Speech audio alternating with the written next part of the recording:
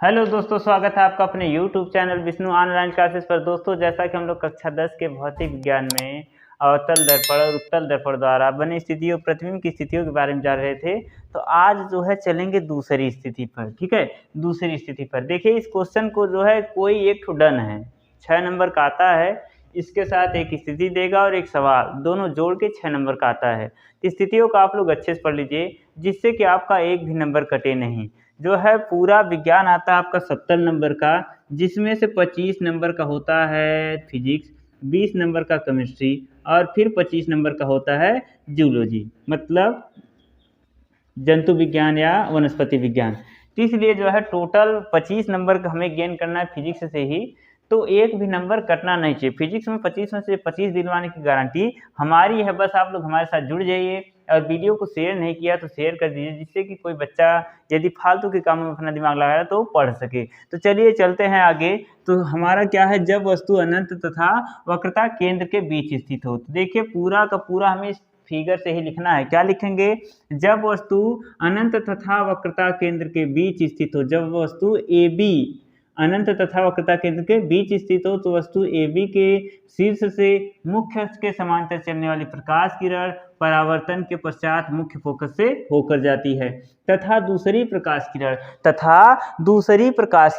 जो वक्रता केंद्र से होकर जाती है सीधे अपने मार्ग पर निकल जाती है। याद कर सकते हैं कि परावर्तन के पश्चात वापस उसी मार्ग पर लौट आती है, और ये दोनों परावर्तित किरणें एक दूसरे को A' B' पर काटती हैं या मिलती हैं, जहां पर वस्तु का पूर्ण प्रतिबिंब बनता है। इस स्थिति में वस्तु का प्रतिबिंब जल्दी से बताइए क्या है? वास्तविक, उल्टा, वस्तु बड़ा छोटा तो छोटा, और कहेंगे वक्रता केंद्र तथा मुख्य फोकस के बीच बनता है। फिर से एक बार गुरुजी शुरू हो जाएं।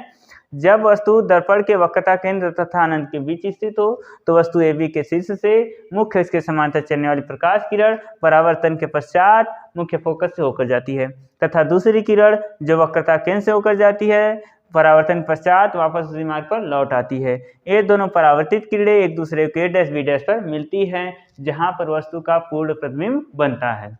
इस स्थिति में वस्तु का प्रतिबिंब वास्तविक, उल्टा, वस्तु से छोटा और मुख्य फोकस और वक्रता केंद्र के बीच बनता है। तो आइए चलते हैं, लिखा कैसे जाएगा।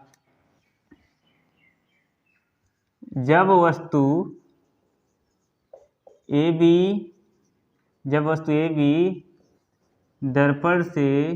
दर्पण के वक्रता केंद्र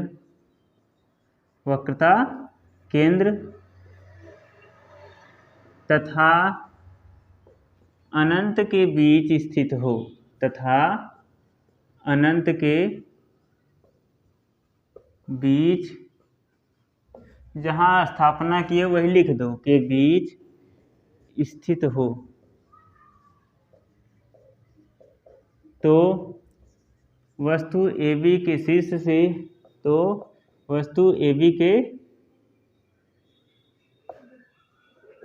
से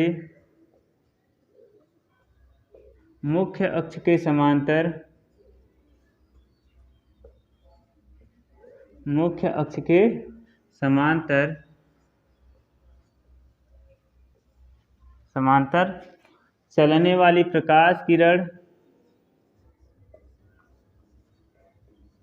चलने वाली प्रकाश किरण परावर्तन के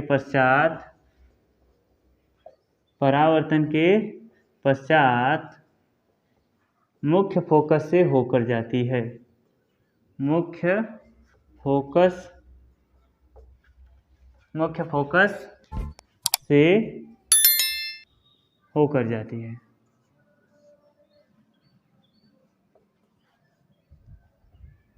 तथा दूसरी किरण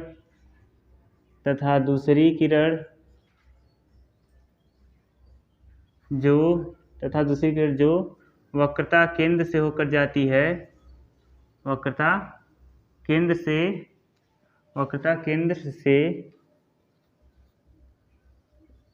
होकर जाती है परावर्तन के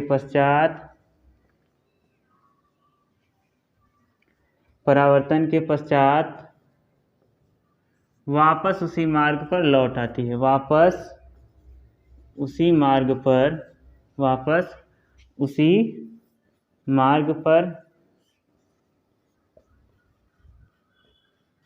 लौट आती हैं। ये दोनों परावर्तित कीड़े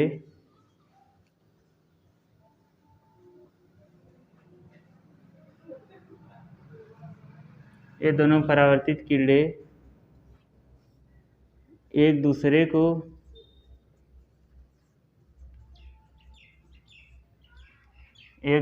को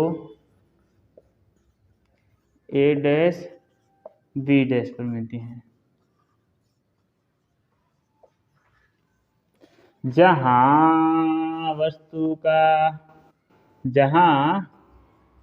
का प्रतिबिंब बनता है, जहां वस्तु का प्रतिबिंब बनता है। तो देखिए सवाल पूछता कैसे है, किरण आरेख खींचकर ते फिगर बनाना है और इसके बारे में लिख देना है। और आगे थोड़ा सा इस स्थिति में वस्तु का प्रतिबिंब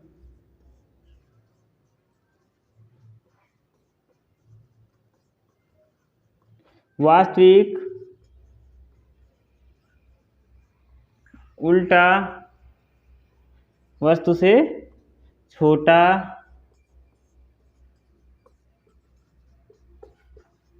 व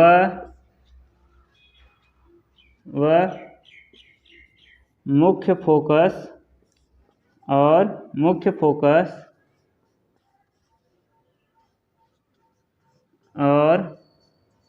वक्रता केंद्र के बीच बनता है।